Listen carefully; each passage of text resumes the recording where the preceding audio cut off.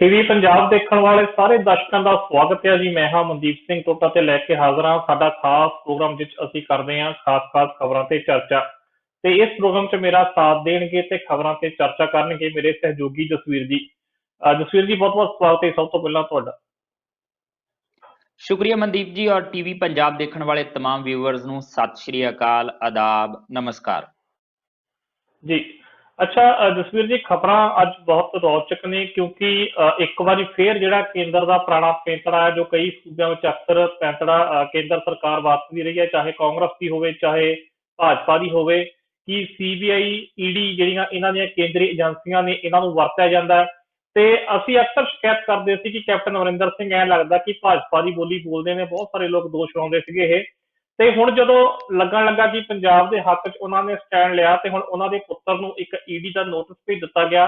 ਪਰ ਇਸ ਤੋਂ ਵੀ ਇੱਕ ਰੋਚਕ ਖਬਰ ਮੈਂ ਕਹਿੰਦਾ ਇੱਕ ਪਹਿਲਾਂ ਹੋਰ, ਕਿਉਂਕਿ ਕੱਲ ਨੂੰ ਦੁਸਹਿਰਾ ਆ, ਦੁਸਹਿਰਾ ਦੀ ਵੀ ਚਰਚਾ ਹੋਣੀ ਚਾਹੀਦੀ ਹੈ। ਔਰ ਇਸ ਵਾਰ ਸੁਣਿਆ ਕਿ ਕਿਸਾਨਾਂ ਨੇ ਰਾਵਣ ਦੀ ਥਾਂ ਕੁਝ ਹੋਰ ਹੀ ਪੁਤਲੇ ਬਣਾ ਲਏ ਤੇ ਨਵੇਂ ਰਾਵਣ ਲੱਭ ਲਏ ਇਸ ਵਾਰ ਕਿਸਾਨਾਂ ਨੇ। ਬਿਲਕੁਲ। ਮੈਂ ਨਾ ਜੇ ਗੱਲ ਕਰਾਂ, ਬਹੁਤ ਜ਼ਿਆਦਾ ਸਮਾਂ ਨਹੀਂ ਹੋਇਆ ਜਦੋਂ ਮੈਂ ਕਾਲਜ ਪੜ੍ਹਿਆ ਕਰਦਾ ਸੀਗਾ ਤੇ ਅਸੀਂ ਇੱਕ ਸਕਿੱਟ ਕਰਿਆ ਕਰਦੇ ਸੀਗੇ ਕਾਲਜ ਦੇ ਵਿੱਚ। ਤੇ ਉਸ ਜੀ ਸਕਿੱਟ ਦੇ ਵਿੱਚ ਰਾਵਣ ਦੀ ਆਪ ਬੀਤੀ ਥੋੜੀ ਜਿਹੀ ਦੱਸਦੇ ਹੁੰਦੇ ਸੀਗੇ ਤੇ ਉਹਦੇ ਵਿੱਚ ਇਹ ਗੱਲ ਅਕਸਰ ਡਾਇਲੋਗ ਦੇ ਵਿੱਚ ਬੋਲਦੇ ਹੁੰਦੇ ਸੀਗੇ ਕਿ ਰਾਵਣ ਕਹਿੰਦਾ ਆ ਕਿ ਤੁਸੀਂ ਹਰ ਸਾਲ ਮੇਰਾ ਪੁਤਲਾ ਕਾਹਤੋਂ ਸਾੜਦੇ ਹੋ, ਹੁਣ ਤਾਂ ਮੇਰੇ ਵਰਗੇ ਰਾਵਣ ਭਾਰਤ ਦੇ ਵਿੱਚ ਕਈ ਪੈਦਾ ਹੋਏ ਆ, ਉਹਨਾਂ ਦਾ ਪੁਤਲਾ ਕਾਹਤੋਂ ਨਹੀਂ ਸਾੜਦੇ, ਤੁਸੀਂ ਉਹਨਾਂ ਦਾ ਪੁਤਲਾ ਸਾੜੋ, ਤੁਹਾਨੂੰ ਥੋੜੀ ਜਿਹੀ ਵੈਰਾਈਟੀ ਵੀ ਮਿਲ ਜਾਏਗੀ ਤੇ ਹਕੀਕਤ ਦੇ ਵਿੱਚ ਜਿਹੜੇ ਰਾਵਣ ਹੈਗੇ ਨੇ ਉਹਨਾਂ ਦੇ ਪੁਤਲੇ ਸਾੜੋਗੇ ਤਾਂ ਸ਼ਾਇਦ ਸੱਚੀ ਰਾਵਣ ਜਿਹੜੇ ਆ ਉਹ ਇਸ ਤਰੀਕੇ ਦੇ ਖਤਮ ਹੋ ਜਾਣਗੇ। ਉਹੀ ਹਾਲ ਜੀ ਇਸ ਵੇਲੇ ਆ, ਬਹੁਤ ਸਾਰੇ ਰਾਵਣ ਆ ਜਿਹੜੇ ਸਾਡੇ ਮੁਲਕ ਨੂੰ ਜਿਹੜਾ ਆ ਉਹ ਬੇਪਤ ਕਰ ਰਹੇ ਨੇ। ਪੰਜਾਬ ਦੇ ਵਿੱਚ ਬਹੁਤ ਸਾਰੇ ਇਦਾਂ ਦੇ ਰਾਵਣ ਹੈਗੇ ਆ ਜਿਹੜੇ ਪੰਜਾਬ ਦੇ ਹੱਕਾਂ ਤੇ ਹਿੱਤਾਂ ਨੂੰ ਤਾਕ ਤੇ ਰੱਖ ਕੇ ਸਿਰਫ ਆਪਣੀਆਂ ਕੁਰਸੀਆਂ ਬਚਾਉਣ ਦੇ ਵਿੱਚ ਲੱਗੇ ਰਹਿੰਦੇ ਆ। ਈਡੀ ਦੀ ਗੱਲ ਕੀਤੀ ਆਪਾਂ, ਉਹ ਵੀ ਜ਼ਿਕਰ ਛੇੜਾਂਗੇ। ਰਣਿੰਦਰ ਹੋਰਾਂ ਨੂੰ ਜਿਹੜਾ ਨੋਟਿਸ ਆਇਆ ਉਹਦੀ ਆਪਾਂ ਗੱਲ ਕਰਨੀ ਆ, ਪਰ ਉਸ ਤੋਂ ਪਹਿਲਾਂ ਜਿਹੜਾ ਦੁਸਹਿਰੇ ਦਾ ਜ਼ਿਕਰ ਛੇੜਿਆ ਆ, ਕਿਸਾਨ ਜਥੇਬੰਦੀਆਂ ਨੇ ਇਹ ਐਲਾਨ ਕਰਦਾ, ਇਹ ਵਿਉਂਤਬੰਦੀ ਘੜ ਲਈ ਹੈ ਕਿ ਪੰਜਾਬ ਦੇ 1000 ਪਿੰਡਾਂ ਦੇ ਵਿੱਚ ਤੇ 40 ਵੱਡੇ ਸ਼ਹਿਰਾਂ ਦੇ ਵਿੱਚ ਹੁਣ ਥਾਂ ਪਰ ਥਾਂ ਜਿਹੜਾ ਹੈ ਉਹ ਕੀ ਕੀਤਾ ਜਾਏਗਾ, ਥਾਂ ਪਰ ਥਾਂ ਕੀਤਾ ਜਾਏਗਾ ਜਿਹੜੇ ਕਾਰਪੋਰੇਟ ਨੇ ਉਹਨਾਂ ਦੇ ਪੁਤਲੇ ਫੂਕੇ ਜਾਣਗੇ, ਵਿਦੇਸ਼ੀ ਕੰਪਨੀਆਂ ਦੇ ਪੁਤਲੇ ਫੂਕੇ ਜਾਣਗੇ ਤੇ ਭਾਰਤੀ ਜਨਤਾ ਪਾਰਟੀ ਦੀ ਤਿਗੜੀ ਜਿਹੜੀ ਹੈ ਉਹਦੇ ਪੁਤਲੇ ਫੂਕੇ ਜਾਣਗੇ। ਇਹਦੇ ਵਿੱਚ ਰਾਸ਼ਟਰੀ ਪ੍ਰਧਾਨ ਭਾਜਪਾ ਦਾ JP ਨੱਡਾ, ਕਿਉਂਕਿ ਨੱਡਾ ਸਾਹਿਬ ਦਾ ਬਿਆਨ ਜਿਹੜਾ ਇੱਕ ਦੋ ਦਿਨ ਪਹਿਲਾਂ ਆਇਆ, ਉਹਨੇ ਵੀ ਵਾਹਵਾ ਸਿਆਸਤ ਭਖਾਈ ਹੋਈ ਹੈ। ਇਹਦੇ ਨਾਲ ਭਾਜਪਾ ਦੇ ਸਾਬਕਾ ਪ੍ਰਧਾਨ ਰਾਸ਼ਟਰੀ ਤੇ ਮੌਜੂਦਾ ਗ੍ਰਹਿ ਮੰਤਰੀ ਅਮਿਤ ਸ਼ਾਹ ਤੇ ਨਾਲ ਦੀ ਨਾਲ ਪ੍ਰਧਾਨ ਮੰਤਰੀ ਨਰਿੰਦਰ ਮੋਦੀ, ਇਹਨਾਂ ਦੇ ਪੁਤਲੇ ਫੂਕੇ ਜਾਣ ਦੀ ਵਿਉਂਤਬੰਦੀ ਜਿਹੜੀ ਆ ਉਹ ਘੜੀ ਗਈ ਆ। ਇਹਦਾ ਕਾਰਨ ਕੀ ਹੈ? ਵੱਡਾ ਕਾਰਨ ਇਹ ਵੀ ਰੱਖਿਆ ਗਿਆ ਕਿ ਇੱਕ ਤਾਂ ਪਿੰਡਾਂ ਥਾਵਾਂ ਦੇ ਵਿੱਚ ਜਿਹੜਾ ਆ ਉਹ ਇਹ ਚੀਜ਼ ਕਰਕੇ ਇਸ ਸੰਘਰਸ਼ ਦੇ ਵਿੱਚ ਇੱਕ ਨਵਾਂਪਨ ਤੇ ਨਾਲ ਦੀ ਨਾਲ ਲੋਕਾਂ ਦੇ ਵਿੱਚ ਇੱਕ ਨਵਾਂ ਸੁਨੇਹਾ ਦੇਣ ਦੀ ਕੋਸ਼ਿਸ਼ ਕੀਤੀ ਜਾ ਰਹੀ ਹੈ ਕਿ ਜੇ ਅਸੀਂ ਉਸ ਰਾਵਣ ਨੂੰ ਸਾੜਦੇ ਹਾਂ ਉਹਦੀਆਂ ਬਦਨੀਤੀਆਂ ਦਾ ਕਰਕੇ, ਉਹਦੇ ਗਲਤ ਕਦਮਾਂ ਦਾ ਕਰਕੇ, ਤਾਂ ਫਿਰ ਇਹ ਵੀ ਰਾਵਣ ਨੇ ਜਿਹੜੇ ਗਲਤ ਕਦਮ ਪੁੱਟ ਕੇ ਜਿਹੜਾ ਆ ਉਹ ਸਾਡੀ ਜਿਹੜੀ ਖੁਸ਼ਹਾਲਤਾ ਆ ਉਹਨੂੰ ਲਿਜਾਣਾ ਚਾਹੁੰਦੇ ਆ, ਇੱਥੇ ਕਬਜ਼ਾ ਕਰਨਾ ਚਾਹੁੰਦੇ ਆ ਜ਼ਮੀਨਾਂ ਦੇ ਉੱਤੇ। ਸ਼ਹਿਰਾਂ ਦੇ ਵਿੱਚ ਜਿਹੜਾ ਖਾਸ ਤੌਰ ਤੇ ਮਕਸਦ ਆ ਕਿਸਾਨ ਜਥੇਬੰਦੀਆਂ ਦਾ, ਕਿਉਂਕਿ ਸ਼ਹਿਰਾਂ ਦੇ ਵਿੱਚ ਅਜੇ ਥੋੜੀ ਜਿਹੀ ਸਮੱਸਿਆ ਲੱਗਦਾ ਆ, ਕਿਸਾਨ ਜਥੇਬੰਦੀਆਂ ਨੂੰ ਸ਼ੰਕਾਵਾਂ ਹੈਗੀਆਂ ਨੇ ਕਿ ਸ਼ਾਇਦ ਅਜੇ ਸ਼ਹਿਰੀ ਲੋਕ ਉਸ ਤਰੀਕੇ ਨਾਲ ਇਸ ਕਿਸਾਨ ਅੰਦੋਲਨ ਦੇ ਨਾਲ ਨਹੀਂ ਜੁੜੇ ਜਿੱਦਾਂ ਜੁੜਨਾ ਚਾਹੀਦਾ। ਹੁਣ ਉਹਨਾਂ ਦੀ ਨਬਜ਼ ਟੋਣ ਦੇ ਲਈ ਜਿਹੜਾ ਉਹ ਸ਼ਹਿਰਾਂ ਦੇ ਵਿੱਚ ਵੀ 40 ਵੱਡੇ ਸ਼ਹਿਰਾਂ ਦੇ ਵਿੱਚ ਵੀ ਇਸੇ ਤਰੀਕੇ ਦੇ ਜਿਹੜੇ ਆ ਉਹ ਪੁਤਲੇ ਬਣਾ ਕੇ ਸਾੜਨ ਦੀ ਵਿਉਂਤਬੰਦੀ ਜਿਹੜੀ ਆ ਉਹ ਕੀਤੀ ਗਈ ਆ।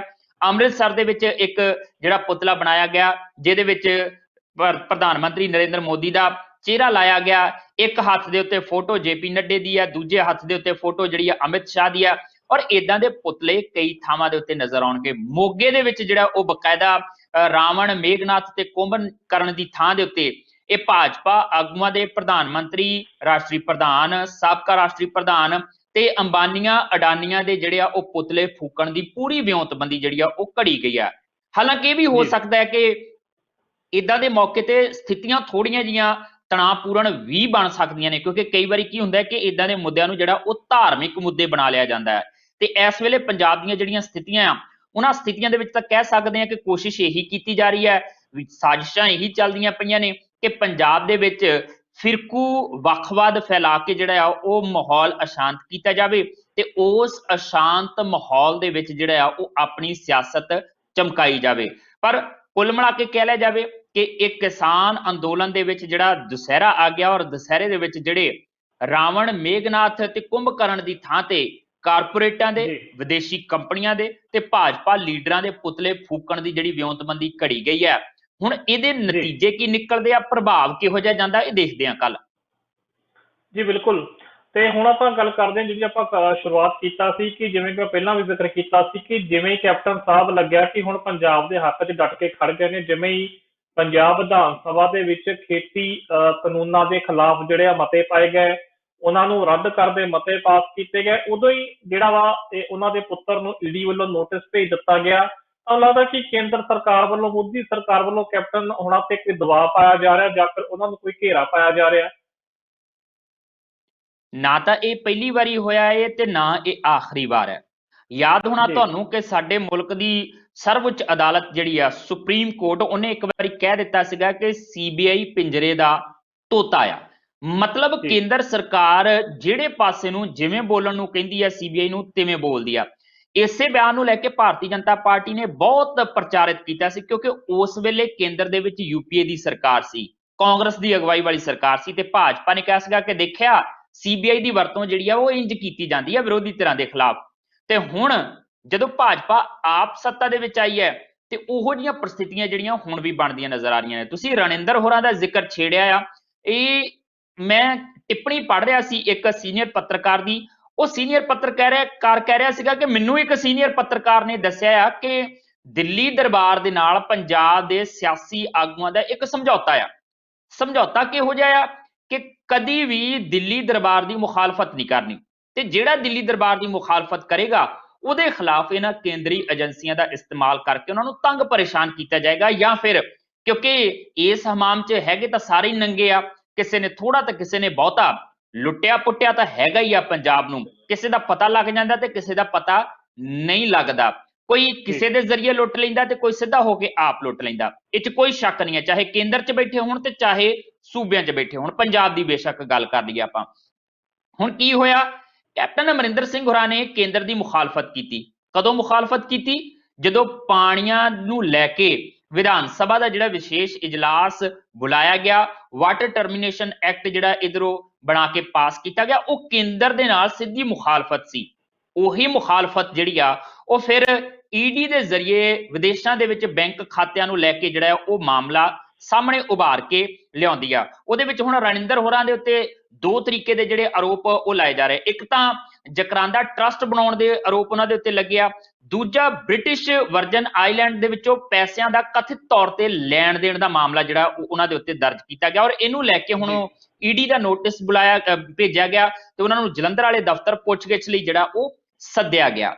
ਹੁਣ ਇਹ ਮਾਮਲਾ 2019 ਦੇ ਵਿੱਚ ਵੀ ਉੱਭਰ ਕੇ ਸਾਹਮਣੇ ਆਇਆ ਸੀਗਾ, ਵਿਦੇਸ਼ਾਂ ਦੇ ਵਿੱਚ ਬੈਂਕ ਖਾਤਿਆਂ ਦਾ। ਆਉਂਦਾ ਕਦੋਂ ਆ? ਜਦੋਂ ਚੁਣਾਵੀ ਮਾਹੌਲ ਹੁੰਦਾ ਆ। ਮਾਮਲੇ ਆਉਂਦੇ ਕਦੋਂ ਆ? ਜਦੋਂ ਲੱਗਦਾ ਹੈ ਕਿ ਸੂਬਾ ਸਰਕਾਰ ਕੇਂਦਰ ਨੂੰ ਅੱਖ ਦਿਖਾ ਰਹੀ ਹੈ, ਥੋੜਾ ਬਾਗੀ ਸੁਰਾਂ ਅਪਣਾ ਰਹੀ ਹੈ। ਤੇ ਹੁਣ ਵੀ ਉਹੀ ਹਾਲ ਹੋਇਆ, ਕਿਉਂਕਿ ਕੇਂਦਰ ਦੇ ਕਾਨੂੰਨਾਂ ਦੇ ਖਿਲਾਫ ਕੈਪਟਨ ਅਮਰਿੰਦਰ ਸਿੰਘ ਦੀ ਸਰਕਾਰ ਨੇ ਬਿੱਲ ਆਪਣੀ ਵਿਧਾਨ ਸਭਾ 'ਚ ਪਾਸ ਕੀਤੇ ਆ। ਹਲੇ ਕਾਨੂੰਨ ਬਣਦੇ ਆ ਨਹੀਂ ਬਣਦੇ ਆ ਉਹ ਗੱਲ ਬਾਅਦ ਦੀ ਹੈ, ਪਰ ਮੁਖਾਲਫਤ ਤਾਂ ਕੀਤੀ ਹੈ ਨਾ ਕੇਂਦਰ ਦੀ। ਇਸ ਕਰਕੇ ਹੁਣ ਇਹ ਕਿਹਾ ਜਾ ਰਿਹਾ ਕਿ ਇਹ ਜਿਹੜਾ ਈਡੀ ਦਾ ਸੁਨੇਹਾ ਆਇਆ ਹੈ ਨਾ, ਇਹ ਸੁਨੇਹਾ ਐਵੇਂ ਨਹੀਂ ਆਇਆ, ਇਹ ਉੱਪਰੋਂ ਮੋਦੀ ਸਾਹਿਬ ਨੇ ਥੋੜੀਆਂ ਜਿਹੀਆਂ ਤਾਰਾਂ ਟੁਣਕਾਈਆਂ ਨੇ, ਫੇਰ ਕਰਕੇ ਸੁਨੇਹਾ ਆਇਆ। ਕੇਂਦਰ ਨੇ ਸੁਨੇਹਾ ਭੇਜਿਆ ਕਿ ਜੇ ਤੁਸੀਂ ਸਾਡੇ ਖਿਲਾਫ ਚੱਲੋਗੇ ਤਾਂ ਫਿਰ ਤੁਹਾਡੇ ਨਵੇਂ ਪੁਰਾਣੇ ਕੇਸ ਕੱਢ ਕੇ ਅਸੀਂ ਏਦਾਂ ਤੁਹਾਨੂੰ ਤੰਗ ਪਰੇਸ਼ਾਨ ਕਰਾਂਗੇ। ਹੁਣ ਇਹੀ ਕਾਰਨ ਹੈ ਕਮਨਦੀਪ ਜੀ, ਇਹ ਇੱਕ ਪਾਸੇ ਆ ਕੁਝ ਹੋ ਰਿਹਾ, ਦੂਜੇ ਪਾਸੇ ਇਦਾਂ ਦਾ ਹੀ ਕੰਮ ਜਿਹੜਾ ਉਹ ਮਹਾਰਾਸ਼ਟਰ ਦੇ ਵਿੱਚ ਹੋਇਆ। ਹੁਣ ਟੀਆਰਪੀ ਘੁਟਾਲੇ ਦਾ ਪਰਦਾਫਾਸ਼ ਹੋਇਆ ਸੀਗਾ, ਜਾਂਚ ਕੀਤੀ, ਸਾਹਮਣੇ ਆਇਆ ਕਿ ਕੁਝ ਚੈਨਲ ਜਿਨ੍ਹਾਂ ਨੂੰ ਕਥਿਤ ਤੌਰ ਤੇ ਦੱਸਿਆ ਜਾਂਦਾ ਕਿ ਗੋਦੀ ਮੀਡੀਆ ਨੇ, ਉਹ ਚੈਨਲਾਂ ਦਾ ਨਾਮ ਆਇਆ, ਫਸਦੇ ਨਜ਼ਰ ਆਏ। ਕੀ ਕੀਤਾ? ਉਹਦੇ ਪੈਰਲਲ ਉਦਾਂ ਦੀ ਰਿਪੋਰਟ ਜਿਹੜੀ ਜਾਂਚ ਮਹਾਰਾਸ਼ਟਰ ਦੇ ਵਿੱਚ ਸਰਕਾਰ ਕਰਦੀ ਸੀ, ਉਦਾਂ ਦੀ ਰਿਪੋਰਟ ਜਿਹੜੀ ਆ ਉਹ ਯੂਪੀ ਦੇ ਵਿੱਚ ਲਿਖਵਾ ਕੇ ਇਹ ਮਾਮਲਾ ਸੀਬੀਆਈ ਨੂੰ ਸੌਂਪ ਦਿੱਤਾ। ਸੀਬੀਆਈ ਨੂੰ ਸੌਂਪਣ ਦਾ ਮਤਲਬ ਕਿ ਮਾਮਲਾ ਰਿੰਗੇ ਪਾ ਦੋ, ਜਾਂ ਆਪਣੇ ਤਰੀਕੇ ਨਾਲ ਕੇਂਦਰ ਸਰਕਾਰ ਉਹਨੂੰ ਚਲਾਏਗੀ, ਜੇ ਤਾਂ ਉਹਨਾਂ ਦੇ ਫੇਵਰ ਦਾ ਬੰਦਾ ਤੇ ਬਚਾਏਗੀ, ਜੇ ਨਹੀਂ ਤਾਂ ਫਸਾਏਗੀ। ਸੁਸ਼ਾਂਤ ਕੇਸ ਦੇ ਵਿੱਚ ਵੀ ਇਦਾਂ ਹੀ ਹੋਇਆ ਸੀਗਾ। ਇਸੇ ਤਰੀਕੇ ਨਾਲ ਮਹਾਰਾਸ਼ਟਰ ਸਰਕਾਰ ਤੋਂ ਜਿਹੜੀ ਆ ਉਹ ਜਾਂਚ ਲੈ ਕੇ ਕਹਿੰਦੇ ਜੀ ਬਿਹਾਰ ਤੋਂ ਸੀਗਾ, ਇਸ ਕਰਕੇ ਸੀਬੀਆਈ ਨੂੰ ਦੇ ਦਿੰਦੇ ਆ। ਹੁਣ ਉਹ ਸਾਰਾ ਕੁਝ ਦੇਖਦਿਆਂ ਹੋਇਆਂ ਇਹੀ ਸ਼ੰਕਿਆਂ ਨੂੰ ਧਿਆਨ ਦੇ ਵਿੱਚ ਰੱਖਦਿਆਂ ਹੋਇਆਂ ਸ਼ਿਵ ਸੈਨਾ ਤੇ ਐਨਸੀਪੀ ਦੀ ਸਰਕਾਰ ਨੇ ਉੱਥੇ ਮਤਾ ਪਾਸ ਕਰ ਦਿੱਤਾ ਆ ਮਹਾਰਾਸ਼ਟਰ ਦੇ ਵਿੱਚ ਕਿ ਸੀਬੀਆਈ ਨੇ ਜੇ ਉੱਥੋਂ ਦੀ ਸੂਬੇ ਦੇ ਵਿੱਚ ਜਿਹੜਾ ਕੋਈ ਕੇਸ ਦੀ ਜਾਂਚ ਕਰਨੀ ਤਾਂ ਪਹਿਲਾਂ ਸੂਬਾ ਸਰਕਾਰ ਦੇ ਕੋਲੋਂ ਇਜਾਜ਼ਤ ਲੈਣੀ ਪੈਗੀ, ਫਿਰ ਉਹ ਕਿਸੇ ਮਾਮਲੇ ਦੀ ਜਾਂਚ ਕਰ ਸਕਦੀ ਹੈ, ਫਿਰ ਉਹ ਕੋਈ ਮਾਮਲਾ ਆਪਣੇ ਕੋਲ ਲੈ ਸਕਦੀ। ਇਦਾਂ ਦਾ ਹੀ ਫੈਸਲਾ ਜਿਹੜਾ ਆ ਉਹ ਵੈਸਟ ਬੰਗਾਲ ਦੇ ਵਿੱਚ ਮਮਤਾ ਬੈਨਰਜੀ ਸਰਕਾਰ ਨੇ ਕੀਤਾ ਹੋਇਆ। ਕਿਉਂ ਕੀਤਾ ਹੋਇਆ?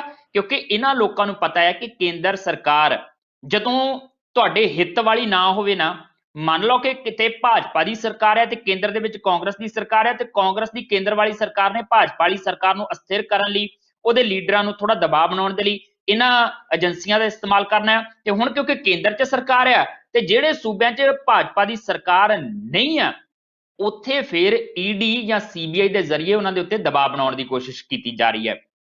ਕੇਜਰੀਵਾਲ ਤੇ ਕਿੰਨੀ ਵਾਰੀ ਸੀਬੀਆਈ ਦੇ ਛਾਪੇ ਪਾਏ ਗਏ, ਕੀ ਮਿਲਿਆ, ਕੀ ਲੱਭਾ, ਅਸੀਂ ਸਾਰੇ ਜਣੇ ਜਾਣਦੇ ਹਾਂ। ਸੋ ਕੁੱਲ ਮਿਲਾ ਕੇ ਦੇਖਿਆ ਜਾਵੇ ਇਸ ਫੈਡਰਲ ਢਾਂਚੇ ਦੇ ਵਿੱਚ ਇਹਨਾਂ ਏਜੰਸੀਆਂ ਦਾ ਇਸਤੇਮਾਲ ਕੀਤਾ ਜਾਂਦਾ।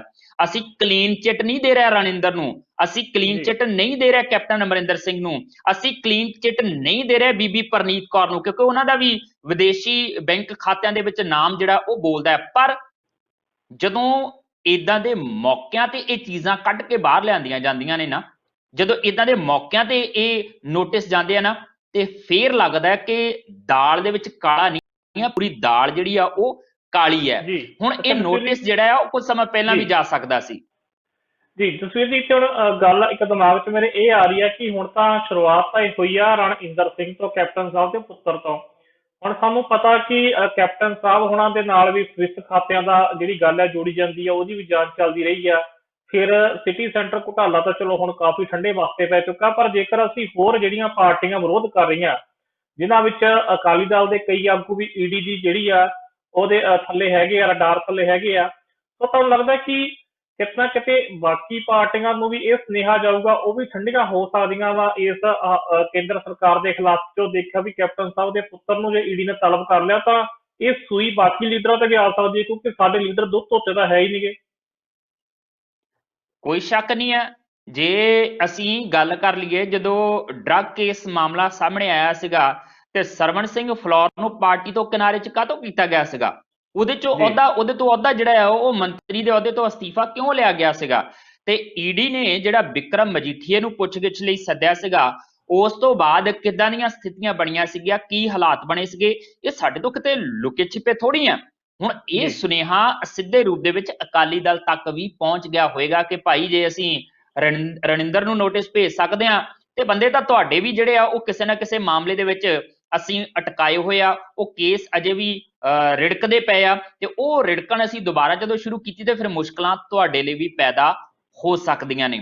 ਇਸੇ ਕਰਕੇ ਮੈਂ ਕਿਹਾ ਆ ਕਿ ਇਹ ਜਿਹੜੀਆਂ ਏਜੰਸੀਆਂ ਨੇ, ਇਹਨਾਂ ਨੂੰ ਟੂਲ ਦੇ ਰੂਪ ਦੇ ਵਿੱਚ, ਇੱਕ ਹਥਿਆਰ ਦੇ ਰੂਪ ਦੇ ਵਿੱਚ ਜਿਹੜਾ ਉਹ ਕੇਂਦਰ ਦੀ ਸੱਤਾ ਜਿਹੜੀ ਆ ਉਹ ਇਸਤੇਮਾਲ ਕਰਦੀ ਹੈ ਇਸ ਫੈਡਰਲ ਢਾਂਚੇ ਦੇ ਵਿੱਚ, ਸੰਘੀ ਢਾਂਚੇ ਦੇ ਵਿੱਚ, ਜਿੱਥੇ ਜ਼ਰੂਰਤ ਇਸ ਗੱਲ ਦੀ ਹੈ ਸੂਬਿਆਂ ਦੇ ਹੱਕ ਆ ਉਹਨਾਂ ਨੂੰ ਉਸ ਤਰੀਕੇ ਨਾਲ ਹੱਕ ਇਸਤੇਮਾਲ ਕਰਨ ਦੀ ਇਜਾਜ਼ਤ ਹੋਵੇ, ਕੇਂਦਰ ਦੀ ਜਿੱਥੇ ਜਿੱਥੇ ਜਿਹੜੀ ਆ ਉਹ ਦਖਲ ਅੰਦਾਜ਼ੀ ਦੀ ਜ਼ਰੂਰਤ ਹੈ ਉੱਥੇ ਉਹ ਦਖਲ ਅੰਦਾਜ਼ੀ ਹੋਵੇ। ਪਰ ਸਿਆਸੀ ਤੌਰ ਤੇ ਧੱਕੇਸ਼ਾਹੀ, ਸਿਆਸੀ ਤੌਰ ਤੇ ਦਖਲ ਅੰਦਾਜ਼ੀ, ਵੈਂਡੈਟਾ ਦੇ ਤਹਿਤ ਦਖਲ ਅੰਦਾਜ਼ੀ, ਇਹ ਚੀਜ਼ਾਂ ਜਿਹੜੀਆਂ ਉਹ ਬਹੁਤੀਆਂ ਚੰਗੀਆਂ ਨਹੀਂ ਆ। ਪਰ ਕਿਉਂਕਿ ਸਾਡੇ ਮੁਲਕ ਦੀ ਸਿਆਸਤ ਚੱਲਦੀ ਹੈ ਇਸ ਤਰੀਕੇ ਨਾਲ ਆ, ਤੇ ਜਿਹੜਾ ਕੇਂਦਰ ਦੇ ਵਿੱਚ ਬੈਠਾ ਹੁੰਦਾ ਉਹ ਕਹਿੰਦਾ ਮੈਂ ਆਪਣੇ ਡੰਡੇ ਦੇ ਜ਼ੋਰ ਦੇ ਨਾਲ ਚਲਾਉਣਾ ਹੈ। ਤੇ ਇਸ ਵੇਲੇ ਦੀ ਜਿਹੜੀ ਕੇਂਦਰ ਦੇ ਵਿੱਚ ਸਰਕਾਰ ਆ ਉਹਦੇ ਉੱਤੇ ਤਾਂ ਆਰੋਪ ਹੀ ਇਹੋ ਜਿਹੇ ਲੱਗਦੇ ਨੇ ਕਥਿਤ ਤੌਰ ਤੇ ਕਿ ਇਹ ਸਰਕਾਰ ਡਿਕਟੇਟਰਸ਼ਿਪ ਜਿਹੜੀ ਆ ਉਸ ਤਰੀਕੇ ਨਾਲ ਕੰਮ ਕਰਦੀ ਹੈ, ਤਾਨਾਸ਼ਾਹੀ ਰਵੱਈਏ ਨਾਲ ਕੰਮ ਕਰਦੀ ਹੈ।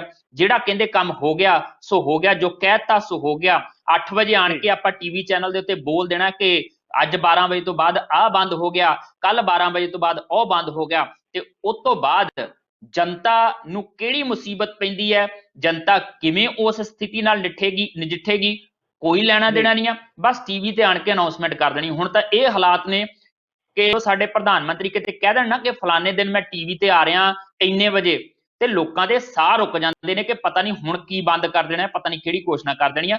ਸੋ ਸਾਰੀਆਂ ਚੀਜ਼ਾਂ ਜਿਹੜੀਆਂ ਦੱਸਦੀਆਂ ਪਈਆਂ ਨੇ ਕਿ ਇਹ ਕੰਨ ਕੀਤੇ ਜਾ ਰਹੇ ਨੇ ਸੂਬਿਆਂ ਦੀਆਂ ਉਹਨਾਂ ਨੀਤੀਆਂ ਨੂੰ, ਕਿ ਲੀਡਰਾਂ ਨੂੰ, ਕਿ ਜੇ ਤੁਸੀਂ ਕੇਂਦਰ ਦੀ ਮੁਖਾਲਫਤ ਕਰੋਗੇ, ਦਿੱਲੀ ਦਰਬਾਰ ਦੇ ਵਿਰੁੱਧ ਜਾਣ ਦੀ ਕੋਸ਼ਿਸ਼ ਕਰੋਗੇ, ਤਾਂ ਫਿਰ ਅਸੀਂ ਤੁਹਾਡੀਆਂ ਵਾਗਾਂ ਜਿਹੜੀਆਂ ਉਹ ਆਪਣੇ ਕੋਲ ਰੱਖੀਆਂ ਹੋਈਆਂ ਨੇ, ਤੁਣਕਾ ਮਾਰਾਂਗੇ ਤੇ ਆਪੇ ਤੁਸੀਂ ਸਿੱਧੇ ਹੋ ਜਾਓਗੇ, ਜੇ ਨਹੀਂ ਤੁਣਕਾ ਮਾਰਿਆ ਤੇ ਤੁਸੀਂ ਸਿੱਧੇ ਹੋਏ ਤੇ ਫਿਰ ਵਾਗਾਂ ਨੂੰ ਇੰਨੇ ਜ਼ੋਰ ਨਾਲ ਖਿੱਚਾਂਗੇ, ਮੂਧੜੇ ਮੂੰਹ ਡਿੱਗੋਗੇ ਤੁਸੀਂ। ਸੋ ਉਹ ਸਾਰਾ ਕੁਝ ਕਰਨ ਦੀ ਕੋਸ਼ਿਸ਼ ਕੀਤੀ ਜਾ ਰਹੀ ਹੈ। ਹੁਣ ਇਹ ਕਿੱਥੋਂ ਤੱਕ ਜਾਂਦਾ ਮਾਮਲਾ, ਰਣਿੰਦਰ ਜੀ ਹੋਰਾਂ ਦਾ ਮਾਮਲਾ, ਤੇ ਜਾਂ ਫਿਰ ਉਸ ਤੋਂ ਬਾਅਦ ਕੈਪਟਨ ਹੋਰਾਂ ਦੇ ਹੋਰ ਜਿਹੜੇ ਮਾਮਲੇ ਉਹ ਕਿੱਦਾਂ ਕੱਢੇ ਜਾਂਦੇ ਆ ਤੇ ਕਿਹੜੀਆਂ ਪਰਿਸਥਿਤੀਆਂ ਬਣਦੀਆਂ ਨੇ, ਇਹਨਾਂ ਦਾ ਅਗਾਊਂ ਇੱਕ ਅੰਦਾਜ਼ਾ ਜਿਹਾ ਲਾਇਆ ਜਾ ਸਕਦਾ ਕਿ ਘੱਟੋ ਘੱਟ ਦਬਾਅ ਬਣਾਉਣ ਦੀ ਕੋਸ਼ਿਸ਼ ਹੈ। ਪਰ ਜੀ ਮਸਲਾ ਇਹ ਹੈ ਕਿ ਪਹਿਲਾਂ ਤਾਂ ਚੁੱਪੀ ਧਾਰੀ ਰੱਖੀ ਇਹਨਾਂ ਸਿਆਸੀ ਪਾਰਟੀਆਂ ਨੇ ਕੇਂਦਰ ਦੇ ਦਾਅਵੇ ਥੱਲੇ। ਹੁਣ ਕਿਸਾਨ ਅੰਦੋਲਨ ਨੇ ਇਹਨਾਂ ਨੂੰ ਮਜਬੂਰ ਕੀਤਾ ਆ ਕਿ ਤੁਸੀਂ ਕੇਂਦਰ ਦੇ ਖਿਲਾਫ ਆਵਾਜ਼ ਬੁਲੰਦ ਕਰੋ। ਅੱਜ ਇੱਥੇ ਹੋਇਆ ਹੈ ਪੰਜਾਬ ਦੇ ਵਿੱਚ, ਕੱਲ ਰਾਜਸਥਾਨ ਦੀ ਸਰਕਾਰ ਤਿਆਰੀ ਕਰੀ ਬੈਠੀ ਹੈ ਕਿ ਉਹ ਵੀ ਕਹਿ ਰਹੀ ਆ ਆਉਣ ਵਾਲੇ ਦਿਨਾਂ 'ਚ ਅਸੀਂ ਵੀ ਵਿਸ਼ੇਸ਼ ਇਜਲਾਸ ਬੁਲਾਵਾਂਗੇ ਤੇ ਇਹਨਾਂ ਕੇਂਦਰੀ ਖੇਤੀ ਕਾਨੂੰਨਾਂ ਨੂੰ ਰੱਦ ਕਰਨ ਦਾ ਮਤਾ ਪੁਗਾਵਾਂਗੇ। ਸੋ ਬਹੁਤ ਸਾਰੀਆਂ ਚੀਜ਼ਾਂ ਜਿਹੜੀਆਂ ਉਹ ਹੋ ਵਾਪਰ ਰਹੀਆਂ ਨੇ ਤੇ ਇਹਨਾਂ ਹੋ ਵਾਪਰ ਰਹੀਆਂ ਚੀਜ਼ਾਂ ਨੂੰ, ਇਹਨਾਂ ਮੁਖਾਲਫ ਹੋ ਰਹੀਆਂ ਆਵਾਜ਼ਾਂ ਨੂੰ ਦਬਾਉਣ ਦੇ ਲਈ ਇਹਨਾਂ ਏਜੰਸੀਆਂ ਦਾ, ਚਾਹੇ ਈਡੀ ਹੈ, ਚਾਹੇ ਇਨਕਮ ਟੈਕਸ ਹੈ ਤੇ ਚਾਹੇ ਸੀਬੀਆਈ ਹੈ, ਇਹਨਾਂ ਦਾ ਇਸਤੇਮਾਲ ਕੀਤਾ ਜਾ ਰਿਹਾ। ਐਵੇਂ ਨਹੀਂ ਜਣੇ ਖਣੇ ਦੇ ਵਿੱਚ ਯੂਆਪਾ ਜਿਹੜਾ ਆ ਉਹ ਲਾਇਆ ਜਾ ਰਿਹਾ, ਯੂਏਪੀਏ ਜਿਹੜਾ ਉਹ ਲਾ ਕੇ ਉਹਨਾਂ ਨੂੰ ਅੰਦਰ ਕੀਤਾ ਜਾ ਰਿਹਾ, ਦੇਸ਼ ਧਰੋਹੀ ਕਰਾਰ ਦਿੱਤਾ ਜਾ ਰਿਹਾ, ਪੜ੍ਹੇ ਲਿਖੇ ਨੌਜਵਾਨਾਂ ਨੂੰ ਗ੍ਰਿਫਤਾਰ ਕੀਤਾ ਜਾ ਰਿਹਾ, ਪ੍ਰੋਫੈਸਰ ਜਿਹੜੇ ਨੇ, ਇੰਟੈਲੈਕਚੁਅਲ ਜਿਹੜੇ ਨੇ, ਉਹਨਾਂ ਨੂੰ ਗ੍ਰਿਫਤਾਰ ਕੀਤਾ ਜਾ ਰਿਹਾ ਕਿ ਜਿਹੜਾ ਆਲੋਚਨਾ ਕਰੇਗਾ ਕੇਂਦਰ ਦੇ ਵਿੱਚ ਬੈਠੀ ਸਰਕਾਰ ਦੀ ਜਾਂ ਕੇਂਦਰੀ ਸਰਕਾਰ ਦੇ ਵਿੱਚ ਬੈਠੇ ਸਿਰਮੌਰ ਆਗੂਆਂ ਦੀ, ਉਹ ਦੇਸ਼ ਧਰੋਹੀ ਹੈ, ਤੇ ਜਿਹੜਾ ਇਹਨਾਂ ਦੇ ਪੱਖ ਦੇ ਵਿੱਚ ਬੋਲੇਗਾ ਉਹਦੇ ਵਰਗਾ ਵੱਡਾ ਦੇਸ਼ ਭਗਤ ਕੋਈ ਦੁਨੀਆ ਦੇ ਉੱਤੇ ਹੈ ਹੀ ਨਹੀਂ ਹੈ। ਜੀ ਅੱਛਾ ਜੀ, ਇਹ ਤਾਂ ਗੱਲ ਚਲੋ ਹੋ ਗਈ, ਈਡੀ ਦੀ ਹੋ ਗਈ, ਸੀਬੀਆਈ ਦੀ ਹੋ ਗਈ। ਹੁਣ ਕਿਉਂਕਿ ਸਾਨੂੰ ਪਤਾ ਕਿ ਕਿਸਾਨ ਅੱਡੀ ਚੋਟੀ ਦਾ ਜ਼ੋਰ ਲਾ ਰਹੇ ਨੇ, ਅੰਦੋਲਨ ਪੂਰੇ ਸਿਖਰ ਤੇ ਆ, ਔਰ ਇਹ 'ਚ ਕੋਈ ਸ਼ੱਕ ਨਹੀਂ ਕਿ ਸਰਕਾਰਾਂ ਤੱਕ ਪੂਰੀ ਤਰ੍ਹਾਂ ਇਹ ਆਵਾਜ਼ ਪਹੁੰਚੀ ਆ। ਪਰ ਸੁਣਿਆ ਕਿ ਕੱਲ ਬਿਹਾਰ ਦੇ ਵਿੱਚ ਮੋਦੀ ਹੋਣਾ ਨੇ ਇਹ ਫੇਰ ਕਹਿਤਾ ਕਿ ਅਸੀਂ ਇਹ ਜਿਹੜੇ ਬਿੱਲ ਆ ਜਾਂ ਕੋਈ ਵੀ ਹੋਰ ਫੈਸਲਾ ਉਹ ਤੋਂ ਅਸੀਂ ਪਿੱਛੇ ਨਹੀਂ ਹਟਾਂਗੇ। ਇਹ ਉਹੀ ਰਵੱਈਆ ਹੈ ਕਿ ਮੈਂ ਨਾ ਮਾਨੂੰਗਾ, ਜੋ ਕਹਿਤਾ ਜੀ ਸੋ ਹੋ ਗਿਆ, ਕਿ 8 ਵਜੇ ਟੀਵੀ ਤੇ ਆਣ ਕੇ ਮੈਂ ਕਹਿ ਦੇਣਾ ਹੈ ਕਿ ਆਹ ਕੁਝ ਚੀਜ਼ ਹੋਣਾ ਆ ਤੇ ਉਹ ਹੋ ਕੇ ਰਹਿਣਾ, ਭਾਵੇਂ ਕਿਸੇ ਨਾਲ ਸਲਾਹ ਕੀਤੀ ਹੋਵੇ ਤੇ ਭਾਵੇਂ ਕਿਸੇ ਨਾਲ ਸਲਾਹ ਨਾ ਕੀਤੀ ਹੋਵੇ। ਹੁਣ ਬਿਹਾਰ ਦੇ ਵਿੱਚ ਚੋਣਾਂ ਆ, ਇਹ ਪ੍ਰਚਾਰ ਕੀਤਾ ਜਾ ਰਿਹਾ ਬਿਹਾਰ ਦੇ ਵਿੱਚ ਕਿ ਜਿਹੜਾ ਕਿਸਾਨ ਅੰਦੋਲਨ ਹੋ ਰਿਹਾ ਉਹ ਕਿਸਾਨ ਨਹੀਂ ਕਰ ਰਿਹਾ, ਬਲਕਿ ਜਿਹੜੇ ਆ ਇਹ ਵਿਰੋਧੀ ਪਾਰਟੀਆਂ ਕਰ ਰਹੀਆਂ ਨੇ ਪ੍ਰਚਾਰ, ਤਾਂ ਕਿ ਕੇਂਦਰੀ ਕਾਨੂੰਨਾਂ ਨੂੰ ਖੋਰਾ ਲਾਇਆ ਜਾ ਸਕੇ, ਦੇਸ਼ ਦੀ ਸੁਰੱਖਿਆ ਨੂੰ ਖੋਰਾ ਲਾਇਆ ਜਾ ਸਕੇ। 370 ਧਾਰਾ ਹੋਵੇ ਬੇਸ਼ੱਕ, ਤੇ ਚਾਹੇ ਇਹ ਕੇਂਦਰੀ ਖੇਤੀ ਕਾਨੂੰਨ। ਹੁਣ ਪ੍ਰਧਾਨ ਮੰਤਰੀ ਨਰਿੰਦਰ ਮੋਦੀ ਨੇ ਬਿਹਾਰ ਦੀ ਇੱਕ ਰੈਲੀ ਦੇ ਵਿੱਚ ਸੰਬੋਧਨ ਕਰਦਿਆਂ ਕਹਿਤਾ ਆ ਕਿ ਇਹਨਾਂ ਨੂੰ ਅਸੀਂ ਵਾਪਸ ਕਿਸੇ ਕੀਮਤ ਤੇ ਨਹੀਂ ਲੈਣਾ, ਕਿਉਂਕਿ ਵਿਰੋਧੀ ਧਿਰਾਂ ਜਾਣ ਬੁੱਝ ਕੇ ਦੁਸ਼ਪ੍ਰਚਾਰ ਜਿਹੜਾ ਆ ਉਹ ਬੁਰਾ ਪ੍ਰਚਾਰ ਇਹਦੇ ਬਾਰੇ ਕਰ ਰਹੀਆਂ ਨੇ। ਪਰ ਮਸਲਾ ਇਹ ਹੈ ਕਿ ਬਿਹਾਰ ਦੇ ਵਿੱਚ ਵੀ ਸਥਿਤੀ ਜਿਹੜੀ ਆ ਉਹ ਭਾਜਪਾ ਲਈ ਕਸੂਤੀ ਬਣੀ ਹੋਈ ਹੈ। ਬਿਹਾਰ ਦੇ ਵਿੱਚ ਵੀ ਸਥਿਤੀਆਂ ਇਹੋ ਜਿਹੀਆਂ ਨੇ। 15 ਸਾਲ ਦਾ ਜਿਹੜਾ ਸ਼ਾਸਨ ਆ ਨਿਤੀਸ਼ ਕੁਮਾਰ ਦਾ ਕਾਰਜਕਾਲ ਜਿਹੜਾ ਆ, ਉਹ 15 ਸਾਲ ਦਾ ਕਾਰਜਕਾਲ ਜਿਹੜਾ ਲੋਕਾਂ ਨੂੰ ਹੁਣ ਪਸੰਦ ਨਹੀਂ ਆ ਰਿਹਾ। ਪਤਾ ਲੱਗ ਰਿਹਾ ਕਿ ਉੱਥੇ ਵੀ ਬਾਗੀ ਸੁਰਾਂ ਵਾਹਵਾ ਉੱਠ ਰਹੀਆਂ ਨੇ ਤੇ ਜਿਹੜਾ ਆ ਲਾਲੂ ਦੀ ਪਾਰਟੀ ਦੀਆਂ ਰੈਲੀਆਂ ਦੇ ਵਿੱਚ ਇਕੱਠ ਵੱਧ ਨਜ਼ਰ ਆਉਂਦਾ ਆ। ਉਹਨਾਂ ਦਾ ਬੇਟਾ ਜਿਹੜਾ ਆ ਉਹ ਵਧੀਆ ਤਰੀਕੇ ਨਾਲ ਕਮਾਨ ਸੰਭਾਲ ਲਿਆ ਤੇ ਭਾਜਪਾ ਦੀਆਂ ਰੈਲੀਆਂ ਦੇ ਵਿੱਚ ਲੋਕਾਂ ਦੀ ਆਮਦ ਵੀ ਘੱਟ ਹੁੰਦੀ ਨਜ਼ਰ ਆ ਰਹੀ ਹੈ। ਇੱਥੋਂ ਤੱਕ ਕਿ ਛਪਰਾ ਦੇ ਵਿੱਚ ਨਿਤੀਸ਼ ਕੁਮਾਰ ਦੀ ਇੱਕ ਰੈਲੀ ਸੀ, ਨਿਤੀਸ਼ ਕੁਮਾਰ ਦੀ ਰੈਲੀ ਦੇ ਵਿੱਚ ਲਾਲੂ ਪ੍ਰਸਾਦ ਜ਼ਿੰਦਾਬਾਦ ਦੇ ਨਾਅਰੇ ਲੱਗ ਗਏ। ਉਹਦੇ ਤੋਂ ਬਾਅਦ ਨਿਤੀਸ਼ ਕੁਮਾਰ ਜਿਹੜਾ ਆ ਉਹ ਭੜਕ ਪਿਆ ਤੇ ਮੰਚ ਤੋਂ ਹੀ ਕਹਿਣ ਲੱਗ ਪਿਆ ਕਿ ਕਿਹੜੇ ਲੋਕ ਆ ਤੁਸੀਂ, ਹੱਥ ਖੜੇ ਕਰੋ, ਬਾਹਰ ਨਿਕਲ ਜਾਓ ਇਸ ਰੈਲੀ ਦੇ ਵਿੱਚੋਂ, ਵੋਟ ਪਾਉਣੀ ਪਾਓ ਪਰ ਇਦਾਂ ਸਾਡੀ ਰੈਲੀ ਨੂੰ ਆਣ ਕੇ ਖਰਾਬ ਨਾ ਕਰੋ। ਆਹ ਪਰਿਸਥਿਤੀਆਂ ਜਦੋਂ ਬਣਦੀਆਂ ਹੋਣ ਤੇ ਸਹਿਜੇ ਅੰਦਾਜ਼ਾ ਲਾਇਆ ਜਾ ਸਕਦਾ ਕਿ ਉੱਥੇ ਕੁਝ ਨਾ ਕੁਝ ਬੋਲਦੇ ਰਹਿਣਾ ਪੈਣਾ ਆ। ਪ੍ਰਧਾਨ ਮੰਤਰੀ ਨਰਿੰਦਰ ਮੋਦੀ ਨੂੰ ਵੀ ਇਦਾਂ ਦੀਆਂ ਗੱਲਾਂ ਕਰਨੀਆਂ ਪੈਣੀਆਂ, ਲੋਕਾਂ ਦੇ ਵਿੱਚ ਜਿਹੜੀਆਂ ਕੁਝ ਇਸ ਤਰੀਕੇ ਦੀ ਉਤਸੁਕਤਾ ਪੈਦਾ ਕਰਨ ਕਿ ਭਾਜਪਾ ਨੂੰ ਆਕਰਸ਼ਿਤ ਕਰਨ। ਹੁਣ ਉੱਥੇ ਗੱਲ ਤਾਂ ਇਹ ਵੀ ਕਰਦੇ ਆ ਉਹ ਬਿਹਾਰ ਦੇ ਵਿੱਚ ਕਿ ਅਸੀਂ ਬਿਹਾਰ ਨੂੰ ਆਹ ਕਰ ਦੇਣਾ, ਅਸੀਂ ਵੈਕਸੀਨ ਬਿਹਾਰ ਨੂੰ ਪਹਿਲਾਂ ਦੇ ਦੇਣੀ, ਮੁਫਤ ਦੇ ਵਿੱਚ ਦੇ ਦੇਣੀ ਆ, ਕਿਉਂਕਿ ਇਹ ਲੋਕ ਜਿਹੜੇ ਆ ਕੁਰਬਾਨੀਆਂ ਕਰਦੇ ਆ। ਉਹ ਕਹਿੰਦੇ ਜ਼ਮੀਨ ਨਾਲ ਵੀ ਜੁੜੇ ਹੋਏ ਆ ਤੇ ਸਰਹੱਦ ਤੇ ਵੀ ਕੁਰਬਾਨੀਆਂ ਕਰਦੇ ਆ। ਪਰ ਇਹਨਾਂ ਲੋਕਾਂ ਨੂੰ ਜਦੋਂ ਲੋਕਡਾਊਨ ਸੀਗਾ, ਜਦੋਂ ਪੈਦਲ ਬਿਹਾਰ ਵੱਲ ਨੂੰ ਜਾ ਰਹੇ ਸੀਗੇ ਇਹ ਪਲਾਇਨ ਕਰਕੇ ਵੱਖ-ਵੱਖ ਸੂਬਿਆਂ ਦੇ ਵਿੱਚੋਂ, ਤੇ ਜਦੋਂ ਉੱਥੇ ਭੁੱਖੇ ਮਰ ਰਹੇ ਸੀਗੇ, ਉਹਨਾਂ ਸਥਿਤੀਆਂ ਦੇ ਵਿੱਚ ਇਸ ਸਰਕਾਰ ਨੇ ਕਿੱਦਾਂ ਸਾਂਭਿਆ ਸੀ ਉਹ ਤਸਵੀਰਾਂ ਸਾਰਿਆਂ ਦੇ ਸਾਹਮਣੇ ਆ। ਪਰ ਘੱਟੋ ਘੱਟ ਖੇਤੀ ਕਾਨੂੰਨਾਂ ਨੂੰ ਲੈ ਕੇ ਪ੍ਰਧਾਨ ਮੰਤਰੀ ਨਰਿੰਦਰ ਮੋਦੀ ਦਾ ਜਿਹੜਾ ਬਿਆਨ ਆ ਕਿ ਅਸੀਂ ਵਾਪਸ ਨਹੀਂ ਲਵਾਂਗੇ, ਮੈਨੂੰ ਲੱਗਦਾ ਕਿ ਉਸ ਉਮੀਦ ਨੂੰ ਵੀ ਇਹਨੇ ਖੋਰਾ ਲਾ ਦਿੱਤਾ ਆ, ਜਿਹੜੀ ਉਮੀਦ ਨਰਿੰਦਰ ਸਿੰਘ ਤੋਮਰ ਹੋਰਾਂ ਦੇ ਬਿਆਨ ਤੋਂ ਵੱਜੀ ਸੀ ਥੋੜੀ ਜੀ, ਜਦੋਂ ਉਹਨਾਂ ਨੇ ਇਹ ਕਿਹਾ ਸੀਗਾ ਕਿ ਕੋਈ ਗੱਲ ਨਹੀਂ, ਹੱਕ ਆ ਵਿਧਾਨ ਸਭਾ ਦਾ ਪਾਸ ਕਰਨਾ ਇਹ ਬਿੱਲ, ਜਦੋਂ ਬਿੱਲ ਸਾਡੇ ਕੋਲ ਆਣਗੇ ਅਸੀਂ ਇਹਨਾਂ ਨੂੰ ਘੋਖਾਂਗੇ, ਪੜਤਾਲਾਂਗੇ ਤੇ ਉਸ ਤੋਂ ਬਾਅਦ ਉਸੇ ਤਰੀਕੇ ਨਾਲ ਹੀ ਫੈਸਲਾ ਲਵਾਂਗੇ। ਤੇ ਲੱਗਾ ਸੀਗਾ ਕਿ ਜੇ ਇਦਾਂ ਦਾ ਸੁਨੇਹਾ ਦਿੱਤਾ ਕਿ ਘੋਖਾਂ ਪੜਤਾਲਾਂਗੇ, ਘੱਟੋ ਘੱਟ ਜਿਹੜੀਆਂ ਮੰਗਾਂ, ਜਿਹੜੀਆਂ ਤਰਮੀਮਾਂ ਦੀ ਗੱਲ ਕੀਤੀ ਗਈ ਹੈ, ਉਹਦੇ ਬਾਰੇ ਇੱਕ ਵਾਰੀ ਸੋਚ ਵਿਚਾਰ ਜ਼ਰੂਰ ਕਰੇਗੀ ਕੇਂਦਰ ਸਰਕਾਰ। ਪਰ ਪ੍ਰਧਾਨ ਮੰਤਰੀ ਸਾਹਿਬ ਦੇ ਇਸ ਬਿਆਨ ਨੇ ਤਾਂ ਬਿਲਕੁਲ ਹੀ ਪੋਚਾ ਹੀ ਫੇਰ ਦਿੱਤਾ ਕਿ ਭਾਈ ਅਸੀਂ ਨਹੀਂ ਮੰਨਣਾ, ਜੋ ਅਸੀਂ ਕਹਿਤਾ ਆ ਉਹ ਸਾਰਾ ਕੁਝ ਠੀਕ ਹੈ ਤੇ ਜਿਹੜਾ ਹੋਰ ਕੋਈ ਕਹਿੰਦਾ ਆ ਉਹ ਸਾਰਾ ਕੁਝ ਗਲਤ ਹੈ। ਸੋ ਕੁੱਲ ਮਿਲਾ ਕੇ ਆਹ ਪ੍ਰਸਥਿਤੀਆਂ ਜਿਹੜੀਆਂ ਉਹ ਮਨਦੀਪ ਜੀ ਇਸ ਵੇਲੇ ਬਣੀਆਂ ਹੋਈਆਂ ਨੇ। ਬਿਹਾਰ ਦੀਆਂ ਜੀ ਚੋਣਾਂ ਦੀ ਗੱਲ ਕਰਦਿਆਂ ਕਰਦਿਆਂ ਮੈਨੂੰ ਯਾਦ ਆ ਗਿਆ, ਜਿੱਥੇ ਬਿਹਾਰ ਦੇ ਵਿੱਚ ਚੋਣਾਂ ਹੋਣੀਆਂ ਨੇ, ਚੋਣ ਰੈਲੀਆਂ ਜਿਹੜੀਆਂ ਉਰੂਜ ਤੇ ਨੇ, BC ਦੇ ਵਿੱਚ ਵੀ ਕੱਲ ਵੋਟਾਂ ਪੈਣੀਆਂ ਨੇ, ਤੇ ਕਿਹੋ ਜਿਹਾ ਪ੍ਰਬੰਧ ਹੈ ਤੇ ਕਿਹੋ ਜਿਹੀਆਂ ਪ੍ਰਸਥਿਤੀਆਂ ਇਸ ਵੇਲੇ ਬਣਦੀਆਂ ਨਜ਼ਰ ਆ ਰਹੀਆਂ ਨੇ, ਤੇ ਨਤੀਜਿਆਂ ਨੂੰ ਲੈ ਕੇ ਵੀ ਕਿਹਾ ਜਾ ਰਿਹਾ ਕਿ ਥੋੜਾ ਇਸ ਵਾਰ ਦੇਰੀ ਲੱਗੇਗੀ। ਜੀ ਬਿਲਕੁਲ 24 ਅਕਤੂਬਰ ਹੈ ਜੀ, ਸਵੇਰ ਨੂੰ, ਤੇ ਸਵੇਰ ਨੂੰ VOTING ਜਿਹੜੀ 8 ਵਜੇ ਤੋਂ ਸ਼ੁਰੂ ਹੋ ਜਾਵੇਗੀ ਤੇ 8 ਵਜੇ ਤੱਕ ਵੋਟਾਂ ਪੈਣਗੀਆਂ। ਉਸ ਤੋਂ ਬਾਅਦ ਜਿਹੜੀ ਆ ਗਿਣਤੀ ਸ਼ੁਰੂ ਹੋ ਜਾਵੇਗੀ। ਪਰ ਇਸ ਵਾਰ ਜਸਵੀਰ ਜੀ ਬਹੁਤ ਵੱਖਰੀ ਤਰ੍ਹਾਂ ਦਾ ਜਿਹੜਾ ਨਜ਼ਾਰਾ ਦੇਖਣ ਨੂੰ ਮਿਲ ਰਿਹਾ, ਕਿਉਂਕਿ ਬਹੁਤ ਵੱਡੀ ਪੱਧਰ ਤੇ ਲੋਕਾਂ ਨੇ ਇਸ ਵਕਤ ਮੇਲਿੰਗ ਪੈਕੇਜ ਭਾਵ ਕਿ ਚਿੱਠੀ ਰਾਹੀਂ ਵੋਟ ਪਾਈ ਆ। ਉਹ ਜਿਹੜੇ ਗੀਤ ਸੀ ਚਿੱਠੀਆਂ ਪਾਉਣੀਆਂ ਭੁੱਲ ਗਏ, ਕਰੋਨਾ ਵਾਇਰਸ ਤੇ ਸਾਰੀਆਂ ਚਿੱਠੀਆਂ ਦੁਬਾਰਾ ਚੇਤੇ ਕਰਾ ਦਿੱਤੀਆਂ, ਕਿਉਂਕਿ 2017 ਦੇ ਵਿੱਚ ਸਿਰਫ 7000 ਤੋਂ ਵੀ ਘੱਟ ਲੋਕਾਂ ਨੇ ਇਸ ਤਰ੍ਹਾਂ ਵੋਟ ਪਾਈ ਸੀ, ਔਰ ਇਸ ਵਾਰ 7.5 ਲੱਖ ਵੋਟਰ ਜਿਹੜੇ ਆ ਉਹਨਾਂ ਨੇ ਇਹ ਰਾਹ ਚੁਣਿਆ, ਔਰ ਬਹੁਤ ਵੱਡੀ ਪੱਧਰ ਤੇ ਜਿਹੜੀਆਂ ਵਾਪਸ ਇਹ ਵੋਟਾਂ ਪਹੁੰਚ ਵੀ ਚੁੱਕੀਆਂ ਨੇ। ਸੋ ਇਸ ਕਰਕੇ, ਕਿਉਂਕਿ ਸਾਡੀ ਅੱਜ ਇਲੈਕਸ਼ਨ ਅਧਿਕਾਰੀਆਂ ਨਾਲ ਵੀ ਗੱਲਬਾਤ ਹੋਈ ਸੀ, ਉਹਨਾਂ ਨੇ ਕਿਹਾ ਕਿ ਜਿਹੜੀਆਂ ਨਾਰਮਲ VOTING ਹੁੰਦੀ ਆ, ਜਿਹੜੇ ਲੋਕ ਪੋਲਿੰਗ ਸਟੇਸ਼ਨ ਤੇ ਜਾ ਕੇ ਵੋਟ ਪਾਉਂਦੇ ਆ ਆਮ ਵਾਂਗ, ਉਹ ਵੋਟਾਂ ਤਾਂ ਕੱਲ ਨੂੰ ਗਿਣੀਆਂ ਜਾਣਗੀਆਂ। ਪਰ ਜਿਹੜੇ ਮੇਲਿੰਗ ਪੈਕੇਜ ਆ ਇਹਨਾਂ ਦੀ ਪਹਿਲਾਂ ਸਕਰੀਨਿੰਗ ਹੋਊਗੀ, ਕਿਉਂਕਿ ਇਸ ਵਾਰ ਇਹ ਗਿਣਤੀ ਲੱਖਾਂ ਵਿੱਚ ਆ ਤੇ ਘੱਟੋ ਘੱਟ 10 ਦਿਨ ਦਾ ਸਮਾਂ ਇਹਨਾਂ ਦੀ ਸਕਰੀਨਿੰਗ ਨੂੰ ਲੱਗੇਗਾ, ਵੀ ਕਿਸੇ ਵਿਅਕਤੀ ਨੇ ਇਹ ਨਾ ਹੋਵੇ ਕਿ ਪੋਲਿੰਗ ਸਟੇਸ਼ਨ ਤੇ ਜਾ ਕੇ ਵੀ ਵੋਟ ਪਾ ਦਿੱਤੀ ਹੋਵੇ ਤੇ ਮੇਲਿੰਗ ਪੈਕੇਜ ਵੀ ਭੇਜ ਦਿੱਤਾ ਹੋਵੇ। ਸੋ ਇਸ ਕਰਕੇ ਉਹਨਾਂ ਦੀ ਸਕਰੀਨਿੰਗ ਹੋਊਗੀ, ਛਾਂਟੀ ਹੋਊਗੀ, ਉਸ ਤੋਂ ਬਾਅਦ ਉਹਨਾਂ ਦੀ ਗਿਣਤੀ ਹੋਊਗੀ ਤੇ ਫਿਰ ਜਾ ਕੇ ਨਤੀਜੇ ਐਲਾਨੇ ਜਾਣਗੇ। ਸੋ ਇਸ ਤਰ੍ਹਾਂ, ਕਿਉਂਕਿ ਪਿਛਲੀ ਵਾਰ ਤਾਂ ਮਸੀਂ 6500 ਤੇ 7000 ਦੇ ਵਿਚਕਾਰ ਇਹ ਗਿਣਤੀ ਸੀ, ਸੋ ਬਹੁਤਾ ਨਤੀਜਿਆਂ ਤੇ ਫਰਕ ਨਹੀਂ ਪਿਆ। ਪਰ ਐਤਕੀ ਇਹ ਜਿਹੜੀ ਗਿਣਤੀ ਆ ਲੱਖਾਂ ਵਿੱਚ ਆ। ਸੋ ਮੰਨ ਲਓ ਜੇ ਕਿਤੇ ਹਲਕੇ ਦੇ ਵਿੱਚ ਕੋਈ ਫਸਲਾ ਮੁਕਾਬਲਾ, ਕਿਤੇ ਕੋਈ 100 200 ਜਾਂ 400 ਵੋਟਾਂ ਤੇ ਵੀ, ਕਿਉਂਕਿ ਵੋਟਾਂ ਦੇ ਇੱਥੇ ਫੈਸਲੇ ਹੁੰਦੇ ਆ ਸੀਟਾਂ ਤੇ, ਔਰ ਉੱਥੇ ਸਥਿਤੀ ਸਪਸ਼ਟ ਰਹੇਗੀ। ਔਰ ਮੇਲਿੰਗ ਪੈਕੇਜ ਜਦੋਂ ਗਿਣਤੀ ਹੋਊਗੀ 10 ਦਿਨ ਬਾਅਦ, ਉਦੋਂ ਸਥਿਤੀ ਸਪਸ਼ਟ ਹੋਊਗੀ ਵੀ ਉੱਥੋਂ MLA ਸਾਹਿਬ ਕੌਣ ਬਣੇ ਨੇ। ਸੋ ਇਸ ਤਰ੍ਹਾਂ ਦੇ ਜਿਹੜੇ ਇਸ ਵਕਤ ਜਿਹੜੇ ਨਤੀਜੇ ਆ ਇੱਥੇ ਆ ਸਕਦੇ ਆ। ਬਾਕੀ ਕਰੋਨਾ ਵਾਇਰਸ ਤੋਂ ਬਚਾਅ ਲਈ ਵੀ ਪੂਰੇ ਜਿਹੜੇ ਆ ਉਹ ਕੀਤੇ ਗਏ ਨੇ, ਸੋਸ਼ਲ ਡਿਸਟੈਂਸਿੰਗ ਦਾ ਧਿਆਨ ਰੱਖਿਆ ਜਾਵੇਗਾ, ਪੂਰੇ ਸੈਨੀਟਾਈਜ਼ ਵੀ ਕੀਤਾ ਜਾਵੇਗਾ ਵੋਟਰਾਂ ਨੂੰ। ਸੋ ਪੂਰੇ ਪ੍ਰਬੰਧ ਤਾਂ ਹੈਗੇ ਨੇ ਜੀ, ਪਰ ਇਸ ਵਕਤ ਮੇਲਿੰਗ ਪੈਕੇਜ ਰਾਹੀਂ ਜਿਹੜਾ ਇੱਕਦਮ ਨਤੀਜਾ ਦੇਖਣ ਨੂੰ ਨਹੀਂ ਮਿਲੂਗਾ। ਬਿਲਕੁਲ, ਥੋੜਾ ਜਿਹਾ ਧੀਮੀ ਰਹੇਗੀ ਪ੍ਰਕਿਰਿਆ ਇਸ ਵਾਰ ਦੀ, ਸਿਰਫ ਪੋਸਟਲ ਬੈਲਟ ਦਾ ਕਰਕੇ ਆ। ਅੱਛਾ, ਜ਼ਿਕਰ ਥੋੜਾ ਜਿਹਾ ਕਰ ਲੈਂਦੇ ਆ। ਮੈਨੂੰ ਟਰੰਪ ਸਾਹਿਬ ਵੀ ਨਾਲ ਦੀ ਨਾਲ ਯਾਦ ਆ ਗਿਆ ਜਦੋਂ ਇਲੈਕਸ਼ਨ ਦੀ ਗੱਲ ਚੱਲਦੀ ਹੈ, ਕਿਉਂਕਿ ਤੁਹਾਡੇ ਗਵਾਂਢ ਦੇ ਵਿੱਚ ਵੀ ਇਲੈਕਸ਼ਨ ਜਿਹੜੀ ਆ ਉਹ ਹੈਗੀ ਆ, ਚਰਚਾ ਉੱਥੇ ਵੀ ਵਾਹਵਾ ਹੋ ਰਹੀ ਹੈ।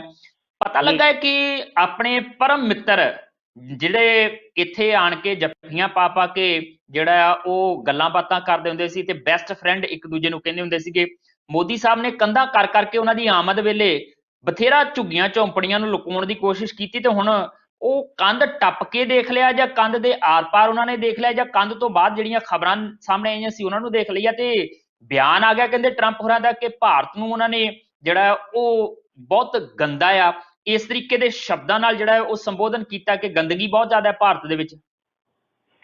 ਜੀ ਬਿਲਕੁਲ, ਇਸ ਮਾਮਲੇ 'ਚ ਅਸੀਂ ਦੇਖਿਆ ਕਿ ਟਰੰਪ ਸਾਹਿਬ ਹੈ ਉਹ ਕਿਸੇ ਦਾ ਲਿਹਾਜ਼ ਨਹੀਂ ਕਰਦੇ, ਚਾਹੇ ਉਹਨਾਂ ਦਾ ਕੋਈ ਪਰਮ ਮਿੱਤਰ ਹੋਵੇ, ਚਾਹੇ ਕੋਈ ਪਰਿਵਾਰਕ ਮੈਂਬਰ ਹੋਵੇ।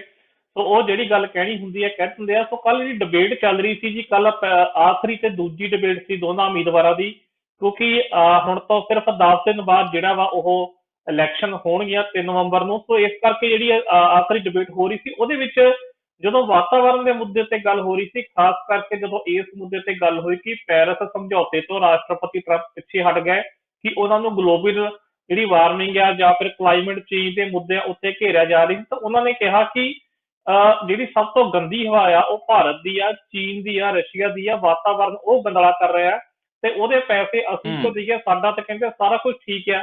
ਕਹਿੰਦੇ ਤੁਸੀਂ ਦੇਖੋ, ਉਹਨਾਂ ਨੇ ਇੱਕ ਫਿਲਥੀ ਸ਼ਬਦ ਵਰਤਿਆ, ਕਹਿੰਦੇ ਤੁਸੀਂ ਦੇਖੋ ਕਿ ਰਸ਼ੀਆ ਕਿੰਨਾ ਜ਼ਿਆਦਾ ਉਹਦੀ ਹਵਾ ਗੰਦੀ ਆ, ਭਾਰਤ ਦੀ ਹਵਾ ਕਿੰਨੀ ਗੰਦੀ ਆ, ਚੀਨ ਦੀ ਹਵਾ ਕਿੰਨੀ ਗੰਦੀ ਆ।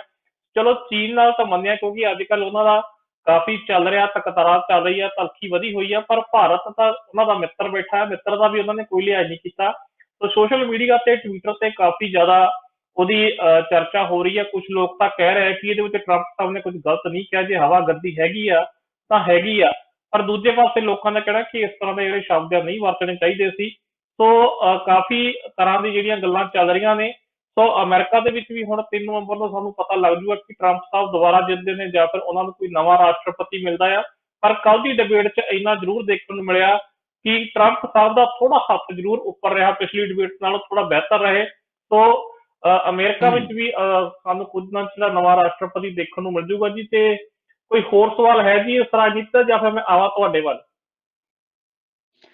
ਸਵਾਲ ਤਾਂ ਨਹੀਂ ਹੈ, ਮੇਰੀ ਤੇ ਇੱਕ ਛੋਟੀ ਜਿਹੀ ਟਿੱਪਣੀ ਸੀਗੀ। ਮੈਨੂੰ ਲੱਗਦਾ ਕਿ ਹੁਣ ਇੱਧਰ ਟਰੰਪ ਦੇ ਬਿਆਨ ਤੋਂ ਬਾਅਦ ਪ੍ਰਧਾਨ ਮੰਤਰੀ ਨਰਿੰਦਰ ਮੋਦੀ ਦੇ ਉੱਤੇ ਜ਼ਰੂਰ ਗੱਲਾਂ ਬਾਤਾਂ ਜਿਹੜੀਆਂ ਉਹ ਉੱਠਣ ਲੱਗ ਪੈਣੀਆਂ, ਸਵਾਲ ਉੱਠਣ ਲੱਗ ਪੈਣੇ ਆ ਕਿ ਜਿਹਦੀਆਂ ਤੁਸੀਂ ਤਾਰੀਫਾਂ ਕਰਦੇ ਨਹੀਂ ਥੱਕਦੇ ਸੀਗੇ, ਜਿਹਦੇ ਹੱਕ ਦੇ ਵਿੱਚ ਅਮਰੀਕਾ 'ਚ ਜਾ ਕੇ ਚੋਣ ਪ੍ਰਚਾਰ ਕਰਦੇ ਸੀਗੇ, ਉਹਨੇ ਤੁਹਾਡੇ ਮੁਲਕ ਦੇ ਬਾਰੇ ਕੀ ਕਿਹਾ? ਕਿਉਂਕਿ ਵੱਡੇ ਦੇਸ਼ ਭਗਤ ਆਪਣੇ ਆਪ ਨੂੰ ਅਖਵਾਉਂਦੇ ਆ ਨਾ ਕਿ ਜਿੰਨੀ ਦੇਸ਼ ਭਗਤੀ ਸਾਡੇ ਦੇ ਵਿੱਚ ਆ ਉਨੀ ਕਿਸੇ 'ਚ ਹੈ ਹੀ ਨਹੀਂ ਆ। ਤੇ ਹੁਣ ਇਸ ਗੱਲ ਦੇ ਉੱਤੇ ਜੇ ਤੁਹਾਡੇ ਮੁਲਕ ਨੂੰ ਕੋਈ ਏਦਾਂ ਟੀਕਾ ਟਿੱਪਣੀ ਕਰਕੇ ਬਦਨਾਮ ਕਰਨ ਦੀ ਕੋਸ਼ਿਸ਼ ਕਰਦਾ ਹੈ, ਚਾਹੇ ਉਹਦੇ ਉੱਤੇ ਇਦਾਂ ਦੀ ਕੋਈ ਵੈਸੇ ਟਿੱਪਣੀ ਕਰਦਾ, ਤੇ ਉਹਦਾ ਜਵਾਬ ਤੁਸੀਂ ਕਿੱਦਾਂ ਦਾ ਦਿੰਦੇ ਆ? ਹੁਣ ਇਹ ਵੀ ਤਾਂ ਉਮੀਦ ਰੱਖੀ ਜਾਏਗੀ। ਮੈਨੂੰ ਲੱਗਦਾ ਕਿ ਇੱਥੇ ਭਾਰਤ ਦੇ ਵਿੱਚ ਵੀ ਟਰੰਪ ਹੋਰਾਂ ਦਾ ਬਿਆਨ ਜਿਹੜਾ ਉਹ ਖਾਸਾ ਚਰਚਾ 'ਚ ਰਹੇਗਾ, ਤੇ ਹੋ ਸਕਦਾ ਆ ਬਿਹਾਰ ਦੀਆਂ ਚੋਣਾਂ ਦੇ ਵਿੱਚ ਮਨਦੀਪ ਜੀ ਇਸ ਬਿਆਨ ਨੂੰ ਲੈ ਕੇ ਪ੍ਰਧਾਨ ਮੰਤਰੀ ਨਰਿੰਦਰ ਮੋਦੀ ਨੂੰ ਲਗਾਤਾਰ ਘੇਰਿਆ ਵੀ ਜਾਵੇ ਵਿਰੋਧੀ ਧਿਰਾਂ ਦੇ ਵੱਲੋਂ। ਜੀ ਬਿਲਕੁਲ, ਭਾਰਤੀ ਮੀਡੀਆ ਵੱਲੋਂ ਕੱਲ ਦੀ ਜਦੋਂ ਦੀ ਡਿਬੇਟ ਖਤਮ ਹੋਈ ਹੈ, ਬਹੁਤ ਵੱਡੇ ਪੱਧਰ ਤੇ ਇਹ ਗੱਲ ਉਠਾਈ ਜਾ ਰਹੀ ਹੈ ਕਿ ਟਰੰਪ ਸਾਹਿਬ ਨੇ ਭਾਰਤ ਬਾਰੇ ਇਹ ਕਹਿਤਾ, ਔਰ ਉਸ ਮੁਲਕ ਬਾਰੇ ਜਿਹਨਾਂ ਦਾ ਪ੍ਰਧਾਨ ਮੰਤਰੀ ਉਹਨਾਂ ਦਾ ਖਾਸ ਮਿੱਤਰ ਆ। ਸੋ ਮੈਨੂੰ ਲੱਗਦਾ ਕਿ ਇਹਦੀ ਚਰਚਾ ਦਾ ਅਸਰ ਹੋ ਸਕਦਾ ਕਿ ਅਮਰੀਕਾ ਦੀਆਂ ਵੋਟਾਂ ਤੇ ਪਵੇ, ਭਾਰਤੀ ਭਾਈਚਾਰੇ ਤੇ ਪਵੇ, ਕਿਉਂਕਿ 20 ਲੱਖ ਵੋਟ ਭਾਰਤੀ ਭਾਈਚਾਰੇ ਦੀ ਮੰਨੀ ਜਾ ਰਹੀ ਹੈ। ਹੋ ਸਕਦਾ ਕੋਈ ਇਸ ਗੱਲ ਤੋਂ ਨਾਰਾਜ਼ ਹੋ ਜਾਵੇ, ਹੋ ਸਕਦਾ ਭਾਰਤ ਵਿੱਚ ਵੀ ਇਹਦਾ ਅਸਰ ਹੋ ਸਕਦਾ, ਇਸ 'ਚ ਕੋਈ ਸ਼ੱਕ ਨਹੀਂ। ਅੱਛਾ ਜਸਵੀਰ ਜੀ, ਜਾਂਦੇ ਜਾਂਦੇ ਇੱਕ ਹੋਰ ਗੱਲ ਤੇ ਚਰਚਾ ਕਰਨੀ ਚਾਹੁੰਦਾ, ਕਿਉਂਕਿ ਅਸੀਂ ਦੇਖ ਰਹੇ ਕਿ ਕਿਸਾਨ ਸੰਘਰਸ਼ ਉੱਤੇ ਸਿਆਸਤ ਬਹੁਤ ਜ਼ਿਆਦਾ ਹੋ ਰਹੀ ਹੈ, ਔਰ ਖਾਸ ਕਰਕੇ ਭਾਜਪਾ ਵੱਲੋਂ ਜਿਹੜਾ ਟਕਰਾਅ ਦਾ ਰਾਹ ਅਪਣਾਇਆ ਜਾ ਰਿਹਾ। ਸੋ ਉਧਰੋਂ ਜਿਹੜੇ ਭਾਜਪਾ ਦੇ ਨਵੇਂ ਪ੍ਰਧਾਨ ਬਣੇ ਨੱਡਾ ਸਾਹਿਬ, ਉਹਨਾਂ ਵੱਲੋਂ ਵੀ ਕੁਝ ਵਿਵਾਦਤ ਬਿਆਨ ਦਿੱਤਾ ਜਾ ਰਿਹਾ, ਤੇ ਭਾਜਪਾ ਦੀ ਇਸ ਮਸਲੇ ਤੇ ਰਾਜਨੀਤੀ ਹੁਣ ਕਿੱਦਾਂ ਚੱਲ ਰਹੀ ਹੈ? ਦਰਅਸਲ ਪੰਜਾਬ ਦੇ ਵਿੱਚ ਜਿਹੜਾ ਕਿਸਾਨ ਅੰਦੋਲਨ ਆ, ਆਮ ਤੌਰ ਤੇ ਜਿਸ ਤਰੀਕੇ ਨਾਲ ਅੰਦੋਲਨਾਂ ਨੂੰ ਸਰਕਾਰਾਂ ਤਾਰਪੀਡੋ ਕਰ ਦਿੰਦੀਆਂ ਨੇ, ਇਹ ਕਿਸਾਨ ਜੀ ਅੰਦੋਲਨ ਉਸ ਤਰੀਕੇ ਨਾਲ ਤਾਰਪੀਡੋ ਨਹੀਂ ਹੋ ਸਕਿਆ। ਇਕਜੁੱਟਤਾ ਨਜ਼ਰ ਆਈ। ਪਹਿਲਾਂ ਲੱਗਾ ਕੇਂਦਰ ਸਰਕਾਰ ਨੂੰ ਕਿ ਸ਼ਾਇਦ ਇਦਾਂ ਹੀ ਨਿਕਲ ਨੁਕਲ ਜਾਣਗੀਆਂ ਗੱਲਾਂ ਬਾਤਾਂ, 4 ਦਿਨ ਧਰਨੇ ਤੇ ਬੈਠਣਗੇ ਤੇ ਉੱਠ ਜਾਣਗੇ, ਇਹ ਜਥੇਬੰਦੀਆਂ ਨੇ ਇਕੱਠੀਆਂ ਨਹੀਂ ਹੋਣਾ, ਕਿਸੇ ਦਾ ਮੂੰਹ ਕਿਸੇ ਪਾਸੇ ਨੂੰ ਹੋਣਾ, ਕਿਸੇ ਦਾ ਮੂੰਹ ਕਿਸੇ ਪਾਸੇ ਨੂੰ ਹੋਣਾ। ਉਹ ਸਾਰੀਆਂ ਉਮੀਦਾਂ ਤੋਂ ਉਲਟ ਇਹ ਜਥੇਬੰਦੀਆਂ ਇੱਕ ਮੰਚ ਤੇ ਵੀ ਆਈਆਂ, ਇਕਜੁੱਟ ਵੀ ਹੋਈਆਂ, ਇੱਕ ਸੁਰਤਾਂ ਦੇ ਨਾਲ ਇਹਨਾਂ ਨੇ ਅੰਦੋਲਨ ਵੀ ਸ਼ੁਰੂ ਕੀਤਾ, ਔਰ ਅੰਦੋਲਨ ਲਗਾਤਾਰ ਲਗਭਗ 1 ਮਹੀਨਾ ਹੋ ਗਿਆ ਲਗਾਤਾਰ ਇਹ ਜਿਹੜਾ ਅੰਦੋਲਨ ਸਫਲਤਾ ਦੇ ਨਾਲ ਚੱਲਦਾ ਵੀ ਹੈ। ਤੇ ਕੁਝ ਕਦਮ ਜਿਹੜਾ ਇਹ ਵੀ ਕਹਿ ਸਕਦੇ ਕਿ ਇਹਨਾਂ ਦੇ ਇਸ ਅੰਦੋਲਨ ਦਾ ਕਰਕੇ ਪੁੱਟੇ ਗਏ ਨਜ਼ਰ ਵੀ ਆਉਂਦੇ, ਜਦੋਂ ਅਸੀਂ ਵਿਧਾਨ ਸਭਾ ਦੇ ਵਿਸ਼ੇਸ਼ ਇਜਲਾਸ ਦੀ ਗੱਲ ਕਰਦੇ ਹਾਂ ਤੇ ਪਾਸ ਕੀਤੇ ਗਏ ਬਿੱਲਾਂ ਦੀ ਗੱਲ ਕਰਦੇ ਹਾਂ। ਹੁਣ ਜਦੋਂ ਜੀ ਇਹ ਸਾਰਾ ਕੁਝ ਨਹੀਂ ਹੋਇਆ, ਭਾਜਪਾ ਨੇ ਵੱਖਰੇ ਵੱਖਰੇ ਪੈਂਤੜੇ ਅਪਣਾਉਣੇ ਸ਼ੁਰੂ ਕਰਤੇ। ਕਿਹੜੇ ਪੈਂਤੜੇ ਅਪਣਾਏ ਆ? ਹੁਣ ਪਹਿਲਾਂ ਮੈਂ ਜੇਪੀ ਨੱਡਾ ਹੋਰਾਂ ਦੇ ਬਿਆਨ ਦੀ ਗੱਲ ਕਰਾਂਗਾ, ਤੇ ਫਿਰ ਪਿੱਛੇ ਕੀ ਕੁਝ ਹੋਇਆ ਉਹਦੀ ਗੱਲ ਕਰਾਂਗਾ। ਜੇਪੀ ਨੱਡਾ ਹੋਰਾਂ ਨੇ ਕੀ ਕਹਿਤਾ? ਜੇਪੀ ਨੱਡਾ ਹੋਰੀ ਕਹਿੰਦੇ ਕਿ ਇਹ ਕਿਸਾਨ ਥੋੜੀ ਅੰਦੋਲਨ ਕਰ ਰਿਹਾ, ਇਹ ਵਿਚੋਲੀਏ ਅੰਦੋਲਨ ਕਰ ਰਿਹਾ। ਇਹ ਜਿਹੜਾ ਵਿਚੋਲੀਏ ਸ਼ਬਦ ਆ, ਇਹ ਪਹਿਲਾਂ ਵੀ ਇਸਤੇਮਾਲ ਕੀਤਾ ਗਿਆ। ਕਿਹਨਾਂ ਲਈ ਕੀਤਾ ਗਿਆ?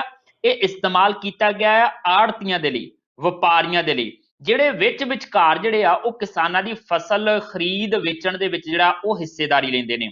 ਉਹ ਕਹਿੰਦੇ ਇਹ ਵਿਚੋਲੀਆਂ ਦਾ ਅੰਦੋਲਨ ਆ, ਕਿਸਾਨਾਂ ਦਾ ਅੰਦੋਲਨ ਨਹੀਂ ਆ। ਕਿਸਾਨ ਤਾਂ ਸਾਡੇ ਵੱਲੋਂ ਪਾਸ ਕੀਤੇ ਗਏ ਕਾਨੂੰਨਾਂ ਤੋਂ ਬਹੁਤ ਖੁਸ਼ ਹੈ। ਹਾਲਾਂਕਿ ਇਹਨੂੰ ਲੈ ਕੇ ਬਹੁਤ ਸਾਰੀਆਂ ਟੀਕਾ ਟਿੱਪਣੀਆਂ ਆਈਆਂ, ਵਿਰੋਧੀ ਧਿਰਾਂ ਨੇ ਲਗਾਤਾਰ ਘੇਰਿਆ, ਕਿਸਾਨ ਜਥੇਬੰਦੀਆਂ ਦੇ ਆਗੂਆਂ ਨੇ ਬੁਰੇ ਤਰੀਕੇ ਨਾਲ ਘੇਰਿਆ ਜੇਪੀ ਨੱਡਾ ਹੋਰਾਂ ਨੂੰ, ਔਰ ਬਹੁਤ ਸਾਰੀ ਚਰਚਾ ਚੱਲਦੀ ਵੀ ਪਈ ਹੈ ਕਿ ਇਹ ਬਿਆਨ ਬਹੁਤ ਗਲਤ ਹੈ ਔਰ ਅੰਦੋਲਨ ਨੂੰ ਭੰਗ ਕਰਨ ਦੀ ਕੋਸ਼ਿਸ਼ ਇਸ ਤਰੀਕੇ ਨਾਲ ਕੀਤੀ ਜਾ ਰਹੀ ਹੈ। ਇਹਦੇ ਤੋਂ ਪਹਿਲਾਂ ਕੀ ਹੋਇਆ ਸੀਗਾ? ਇਹਦੇ ਤੋਂ ਪਹਿਲਾਂ ਜਿਹੜਾ ਆ ਉਹ ਹਰਜੀਤ ਗਰੇਵਾਲ ਜਿਹੜੇ ਨੇ ਭਾਜਪਾ ਦੇ ਆਗੂ ਨੇ, ਉਹਨਾਂ ਨੇ ਬਿਆਨ ਦਿੱਤਾ ਸੀਗਾ ਕਿ ਕਿਸਾਨਾਂ ਦੇ ਵਿੱਚ ਜਿਹੜੇ ਜੀ ਉਹ ਨਕਸਲੀਏ ਬੈਠੇ ਨੇ।